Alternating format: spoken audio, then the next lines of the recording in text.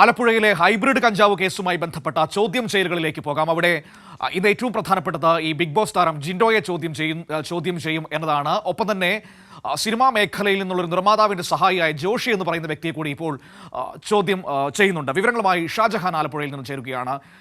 Shaji, എന്താണിപ്പോൾ hybrid കഞ്ചാവ് കേസുമായി ബന്ധപ്പെട്ട അന്വേഷണത്തിൽ നടക്കുന്നത്? ഇപ്പോൾ ആരെയാണ് ചോദ്യം ചെയ്തുകൊണ്ടിരിക്കുന്നത്? ഈ ബിഗ് ബോസ് താരം ജിൻഡോ എപ്പോഴാണ് എത്തുക?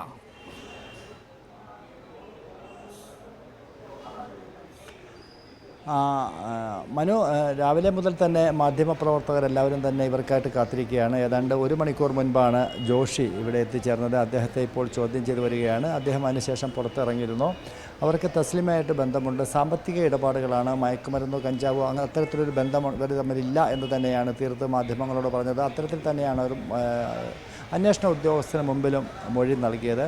ജിൻഡോ ഏതാണ്ട് അരമണിക്കൂറിനുള്ളിൽ എത്തിച്ചേരുമെന്നാണ് എക്സൈസ് ഉദ്യോഗസ്ഥരെ അറിയിച്ചിരിക്കുന്നത്. അദ്ദേഹത്തോട് സമയം പറഞ്ഞിട്ടില്ല, ഇന്ന് എത്തിച്ചേരാനാണ് പറഞ്ഞിരിക്കുന്നതെന്നാണ് നമ്മളുമായി ബന്ധപ്പെട്ടപ്പോൾ അദ്ദേഹം വ്യക്തമാക്കുന്നത്. അദ്ദേഹത്തിന് ഈ കേസിൽ എന്താണ് ബന്ധം എന്നുള്ളത് സംബന്ധിച്ചും അത് വന്നതിന് ശേഷമേ അറിയത്തുള്ളൂ. നമുക്കറിയാം, കഴിഞ്ഞ ദിവസങ്ങളിലൊക്കെ തന്നെ ഈ കേസുമായി ബന്ധപ്പെട്ട് 3 പേരെ ചോദ്യം ചെയ്തിരുന്നു. ആ 3 പേരിൽ നിന്നും വളരെ കൃത്യമായിട്ടുള്ള വിവരങ്ങളൊക്കെ തന്നെ എക്സൈസ് ലഭിച്ചു.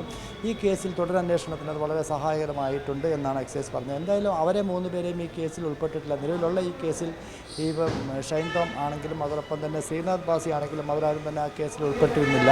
പക്ഷേ ഇവർക്ക് മയക്കുമരുന്നുമായിട്ട് ബന്ധമില്ല എന്നുള്ളതാണ് അതിൻ്റെ അർത്ഥം. കാര്യം ഈ കേസുമായിട്ട് നിലവിൽ ഇപ്പോൾ എക്സൈസ് പിടിച്ചിരിക്കുന്ന ഹൈബ്രിഡ് കഞ്ചാവുമായിട്ട് ബന്ധമില്ല എന്നുള്ളതാണ്.